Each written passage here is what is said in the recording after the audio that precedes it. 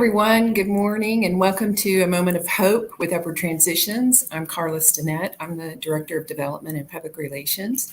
And today we just wanted to catch up on some of the news here at Upward Transitions and share a client story with you and some of the resources that are available right now on that for those who have been impacted by COVID or the pandemic.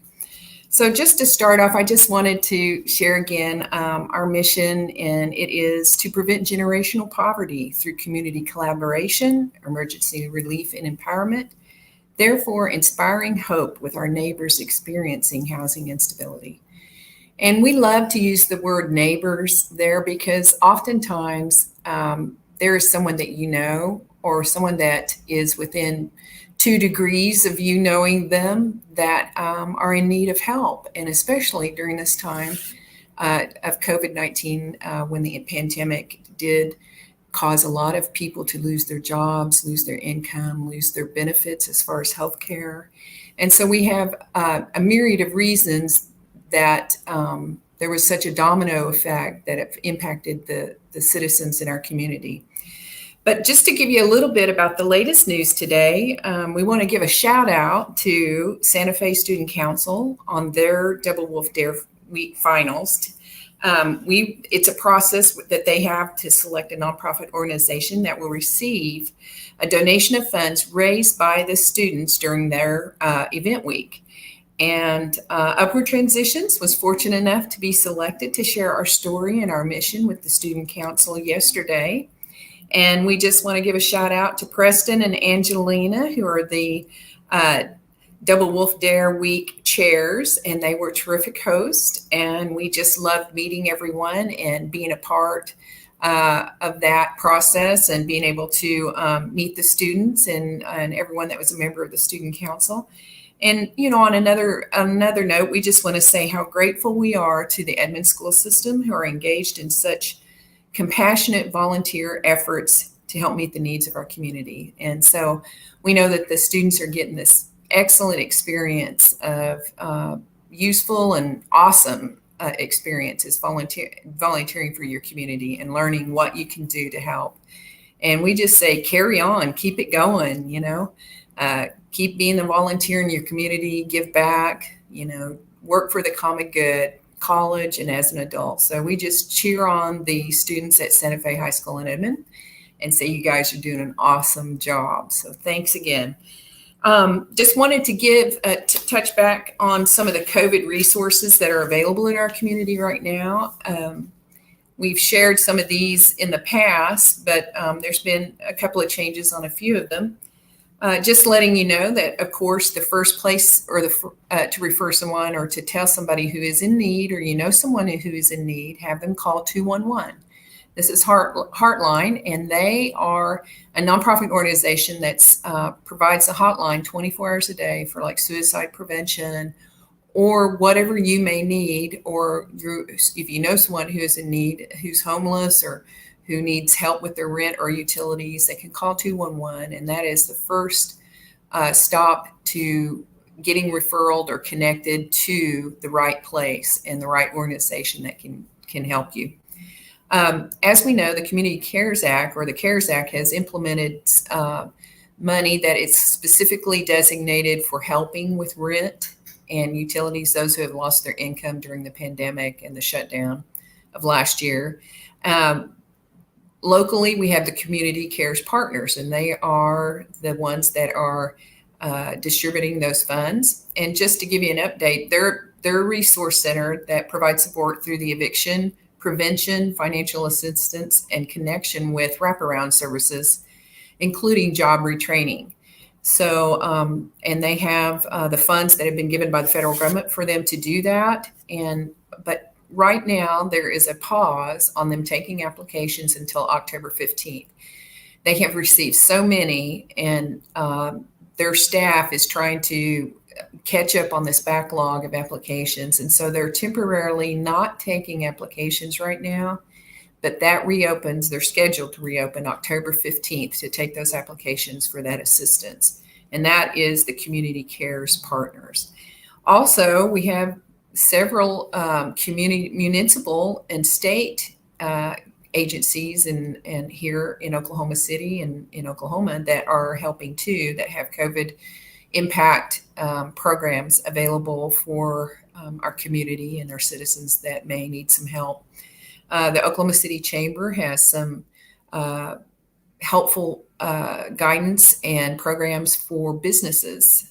So they're reaching out to businesses that have been impacted by COVID-19. The Emergency Management Department in Oklahoma City, they have lots of links to various places where you can get tested, or some of the health department, of course, they have tests. The Oklahoma Employment Security Commission is helping with employment, unemployment. And then the Office of the Governor and the state of Oklahoma, their COVID-19 resources, they have programs and links to a variety of different connections that can meet the needs.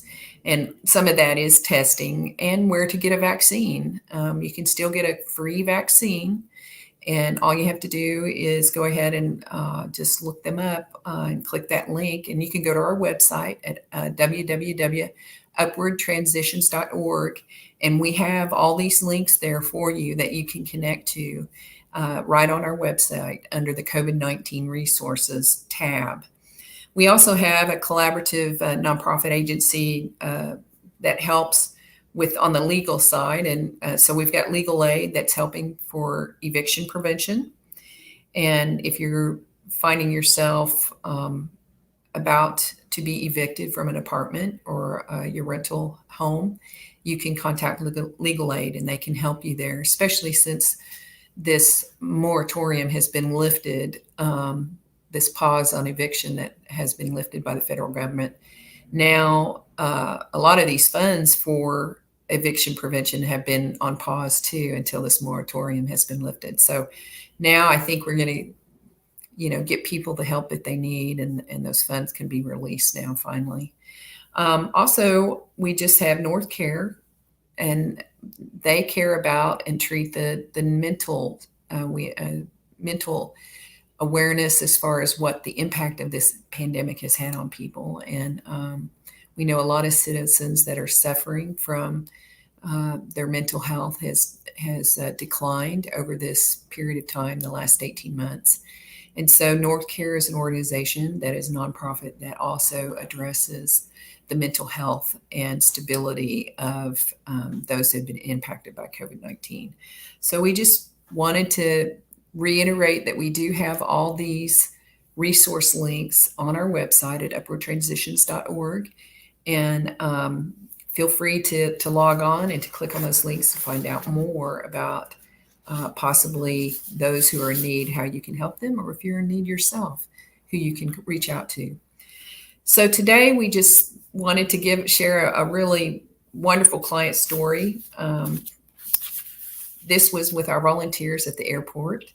Our Travelers Aid Volunteer Coordinator is Crystal Levine.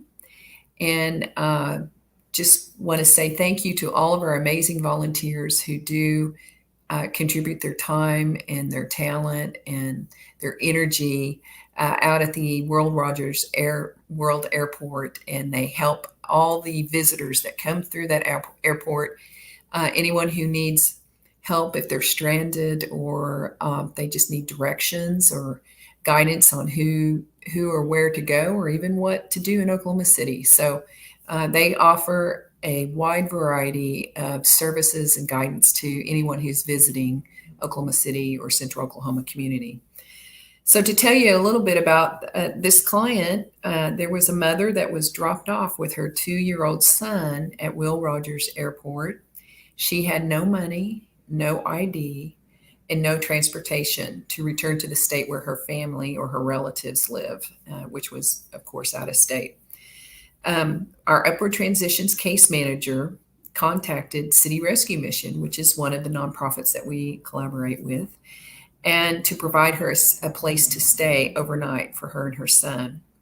Our volunteer coordinator at the airport, Crystal Levine, arranged transportation for her and her son, her 2-year-old son, to City Rescue Mission. So she stayed the night there, and then her out-of-state family was contacted to confirm the home address and that she had a place to go. And then we offered up the information on Greyhound bus routes that were options that our case manager provided to her. Meanwhile, her family, when it was looking into getting her a plane ticket to come home, so her brother went ahead and purchased the plane ticket, and a Good Samaritan at the airport paid her $80 baggage fee for the flight. And then since she had no ID with her, our volunteer coordinator, Crystal Levine, partnered with the Will Rogers World Airport Police and the TSA to get her through security. And then we found out today that her son and she and her son arrived safely back into their home with her family that was out of state.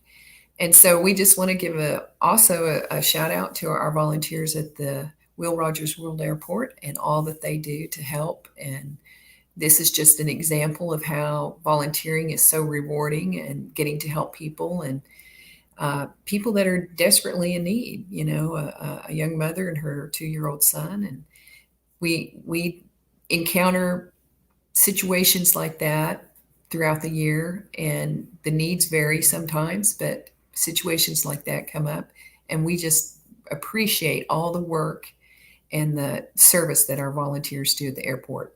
So if you're interested in becoming an airport volunteer, we would like to ask you to go ahead and contact Crystal Levine.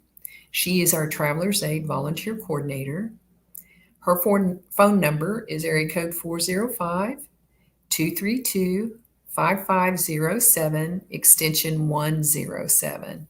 Again, that is Crystal Levine, and her office number is area code 405-232-5507, extension 107.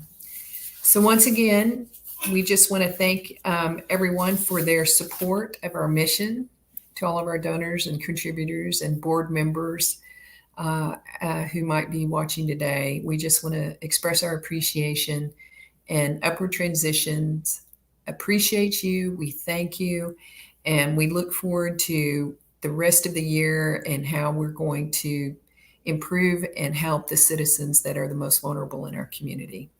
So anyway, thank you for tuning in today, and we look forward to seeing you next week. We have in the next coming dates, upcoming Tuesdays, we have the Jesus House, which will be with us, and some of the other nonprofits that we collaborate with. And we will be sharing their mission and how we work together for the common good for our community. So that's all for today. We'll see you next week. Take care.